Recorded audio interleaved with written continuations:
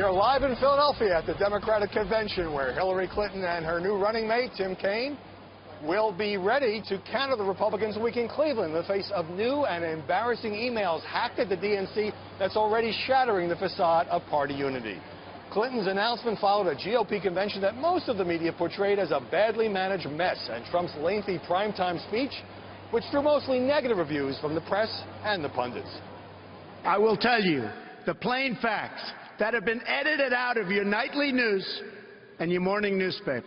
But what Donald Trump did tonight is a disgrace. He was describing some Mad Max America. This wasn't the shining city on the hill. This wasn't Morning in America. He sounded like a wartime president last night. This is very dark. The Republican Party that I worked for 2 decades died in this room tonight. We are now represented as a party by a man who believes in protectionism, isolationism, and nativism. That was as impassioned as I've seen him, period, and as focused. I think he had a message. He got across. Do you think it was a little dark? No, I thought it was very optimistic. Okay. To me, it was an optimistic speech because... What makes it optimistic in your view? Because we're going to solve the problems.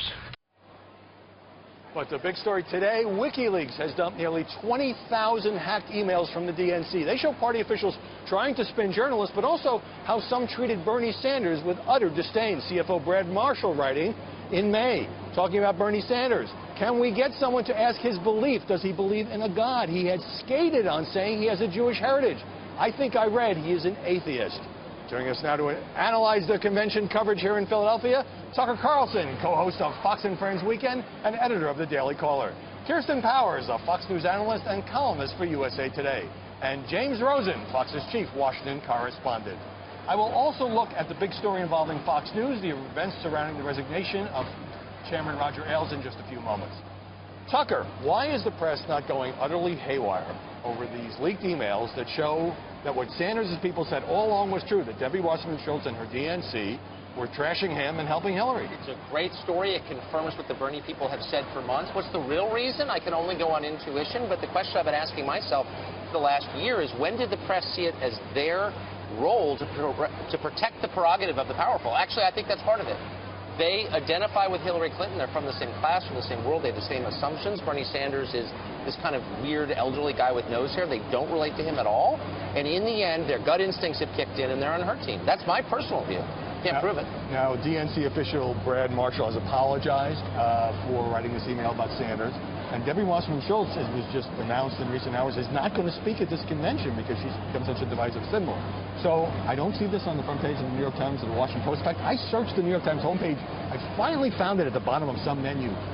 Should this be a bigger story? It should be a bigger story. I suspect it will become a bigger story because they're going to be pressured into covering it. And what is the explanation for it? It's a huge story. When you had the Bernie Sanders people making this accusation for the entire election season, demanding that she step down, saying that Hillary, should basically get rid of her, and now they have it in black and white. I mean, it's incontrovertible. I think it was incontrovertible before, frankly, that the DNC was carrying water for Hillary, but now there's really no getting around it. It really was kind of obvious in the debate schedules and everything else, but the disparaging way in which they talked about Bernie Sanders in these emails. And by the way, I'm not a fan of hacked emails, and I think it's terrible, and you go into any organization and find embarrassing emails, but I guess the question is, the press has kind of describing the Democratic Party as being together now, unity. It's going to be a great 4 days in Philadelphia. Does this really crack that? Well, I was covering the DNC Rules Committee session yesterday where I had this big fight over the role of superdelegates in the Democratic Party, and the Sanders people wanted them eliminated or their power constrained, and the Clinton folks were fighting all of that. And it was clear to me, just being in the room, that these WikiLeaks emails had cast a sinister pall over the entire thing, and early attempts to broker a deal between Robbie Mook, the head of the Clinton campaign, and Jeff Weaver, the head of the Sanders campaign, I was told had gone south precisely because of these WikiLeaks emails. There are also journalists in these emails. So Politico's Ken Vogel had sent the DNC a copy before publication of a story about Hillary and campaign finance with his note, per agreement. Let me know if you have anything to push back on. And they did. And then the DNC official said, he shared this with ahead of time. Let me know. He's talking to somebody else at the DNC. Let me know if you see anything missing, and I'll push back. You see any problem with that? There are circumstances under which reporters will see fit to share their copy with a source prior to even submitting it to their editors. They want to make sure they're getting it right. I know Ken Vogel. I think he's an exceptional reporter. He has a specialty in the role of money in politics. the broader point here, the broader takeaway is Andy Warhol famously said that in the future everyone will be famous for 15 minutes. My addendum to that is yes, and in the 16th minute, everyone becomes Richard Nixon. You have all of your tapes, your texts, your emails, and everything just disgorged into public view, and you are crucified on that basis.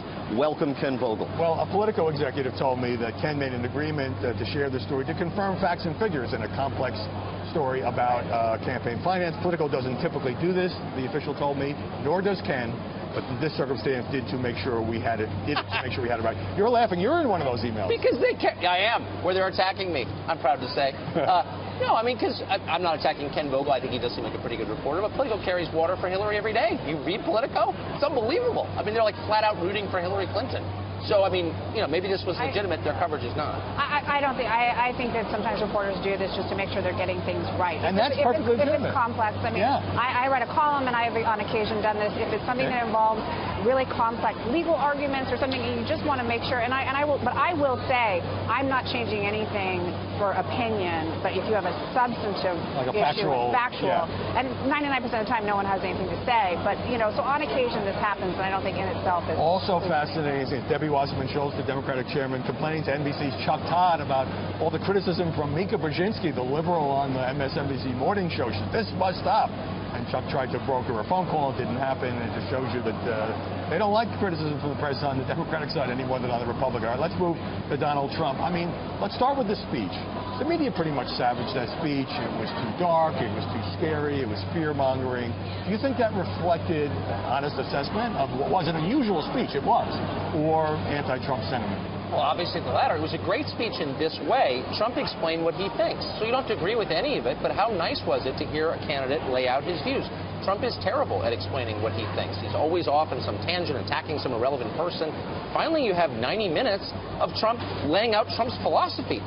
I was so struck in the coverage that nobody assessed that. Nobody assessed it. Was all on the aesthetics of it. Well, he makes, I live in a rich neighborhood and everything is fine. What the hell is he talking about? So out of touch, but also so childish in their analysis. Like, is what he said true or not? They didn't even address it. Some of the liberal commentators, and you don't expect them to praise the speech, really harsh. Slate called it Trump's un-American speech, and Fox News contributor Tamara Halder likened it to a speech by Hitler in 1931. Yeah, well, whenever you bring Hitler up, you're kind of lost the argument. But I do think that I think it's appropriate for people who are opinion people to say the kinds of things that a lot of reporters were saying. I did feel that some of the reporters were getting a little too, it was a little biased. I think that you need to do the best that you can to try to, like Tucker said, analyze it on the face of it instead of sort of casting it in this really uniformly. I mean, everybody kind of said the same thing, and it was just sort of interesting that everybody was saying exactly what all the liberal commentators thought of the speech. Personally, I agreed with them, but I do think that there's another perspective on it, and there are a lot of people in the country who do feel that what he was describing is true. I'm not one of them, but there are a lot of people certainly in that hall who agree with him. Okay. I think Trump delivered a very tough speech, and I think that's what he intended to do. And I think throughout this campaign, we're seeing it more and more now, especially with the influence of some consultants in his corner, a distinct effort to try and conjure Richard Nixon 1968. I'm the law and order candidate. I'm appealing to the silent majority. But that presses a red button for journalists who think of Richard Nixon as 1973 Watergate scandal. Sure. I mean, look, the law. Almost whatever Trump said and did on that stage on that night was going to be criticized by the preponderance of the media, which skews left. I would say that it was a missed opportunity for Trump in one respect, and similar to the missed opportunity for Ted Cruz at the convention, which is there is a place in these appearances for humor. Humor can go a long way.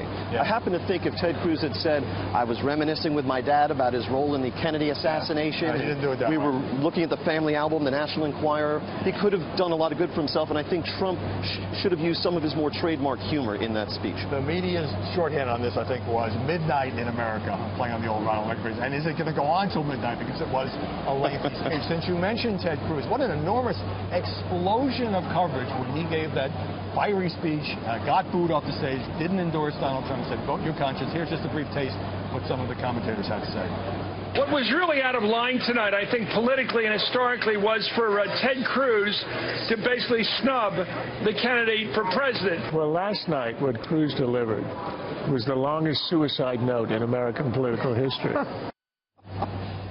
But Ted Cruz got what he wanted, Kirsten, which was a lot of coverage. And the next morning he held a press conference, and all the cable news networks took it live.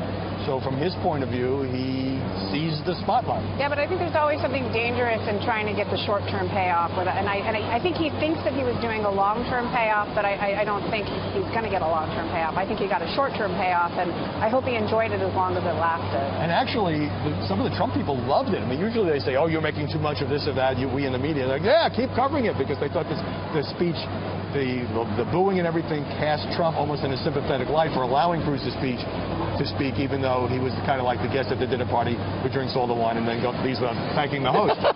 He still overshadowed Trump's son and running mate. Let me say this, though. I don't think viewers at home understand. When you watch all these different networks and everyone's saying exactly the same thing, the reason is they're all on Twitter. You sit on any, go to visit a set. Every anchor's on Twitter. Every commentator's on Twitter, except Charles Krauthammer, not on Twitter. Everybody else, and that's why they all sound the same. Are you suggesting a certain group think? But it's exacerbated by social media. My number one, if I were giving advice to a young person who wanted to be a pundit, I would say stop and move to New Zealand. But if you persist and want to do it, don't go on social media, because you sound like a robot. You sound like every other dumb person on cable. The advice I would give is to, first of all, make your parents send you to pundit camp very early on. Then do pundit internships during college years. I would say become an HVAC repairman. All right, before this goes in the wrong direction, send me some question for you. So there were a lot of stories in advance of the Cleveland convention. Politico had GOP operatives dread Trump convention.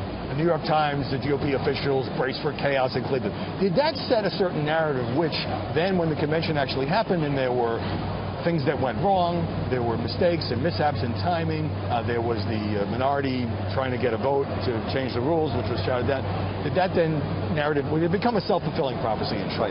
Look, this was a very contentious primary season, and so it was natural to expect that it would be a very contentious convention. Right. One has to say they put this whole thing together in about 4 weeks. It's never been done in anything under 5, and they did a fairly good job, and it came off very well in most respects. But I do think that there was some dread, and we did see it play out on that floor fight, which was extraordinary. I was told as a reporter, you will never cover an exciting convention in your life, and guess what? We had one. Yeah, the media sometimes forgets that Trump ran against the Republican establishment. That's why many members still don't like him. We saw that in Cleveland.